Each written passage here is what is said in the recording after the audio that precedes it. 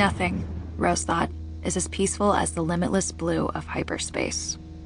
As soon as they jumped to lightspeed, she took off her safety straps. She made her way down the long access ladder past the dimly lit bomb racks to the gunner's ball turret, where her older sister, Paige, rode at the bottom of the heavy bomber ship. Rose liked to join Paige in the lower turret when they were traveling in hyperspace. She often felt that the lightspeed travel during a mission was the only time she and Paige really had to themselves. Even though they were usually sent on the same assignments, it was rare that they were alone together. "Nice to see you, Rose," Paige said, as Rose settled alongside her sister. The crystal cage of the gunner's ball turret wasn't designed for more than one person to sit in at a time, so Rose cozied up against Paige behind the laser cannon, practically sitting in her sister's lap. "I can't stay long," Rose answered. "I need to keep an eye on the little monster I invented. I've got to make sure the power baffler is working the way it's supposed to." "You sure it'll hide us? It's hard to miss a star fortress." "It's not supposed to hide us. It doesn't make us invisible, it just stops our energy trace from showing up on a sector scan. The baffler can't stop anyone from seeing us, but it might stop them from noticing us. And you know what happens if anyone notices us."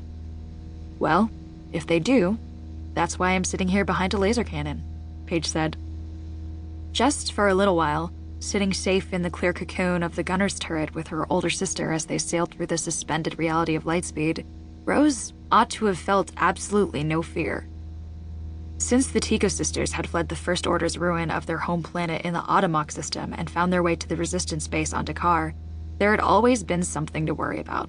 From dark reports of First Order clampdowns in other star systems, to damaged ships that had to be rewired and armed just in case, to every now and then a wounded pilot's being hastily carried past on the way to the medbay. On Dakar, there were always reminders of reasons to be afraid. In hyperspace, there was nothing, and no reason to be afraid. Really? Rose asked herself. What about the past? What about the future? Even in these moments of calm, the fear was always there. Rose remembered what had happened to her home world. The fear wouldn't go away until the First Order was completely destroyed.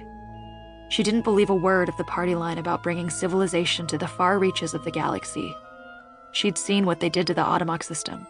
The ice sheets littered with the debris of the First Order's constant weapons testing and oily smoke rising from the poisoned settlements.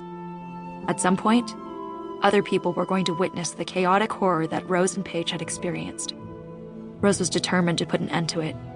She and her sister had joined General Leia Organa's resistance movement with the full intention of bringing down the First Order. In the quiet of hyperspace, Rose could wad her fear into a ball and temporarily jam it into a corner of her brain where she didn't have to think about it for an hour or so. But it was still there. When Rose looked down through the clear crystal panes of the gunner's ball turret, she couldn't see anything but depthless, mottled blue. But when she looked up, leaning back against Paige's shoulder in the swiveling seat suspended in the clear globe, she could see the massive hulk of the well-used heavy bomber Hammer, towering ominously overhead. "You're breathing hard," Paige said. "That's because I've been getting some exercise," Rose said breezily. "That long climb past the bomb racks is as good as a workout." That was true, but it hid the fact that Rose was scared. And Rose didn't want any of the crew to notice it, least of all Paige, who worried like crazy about Rose.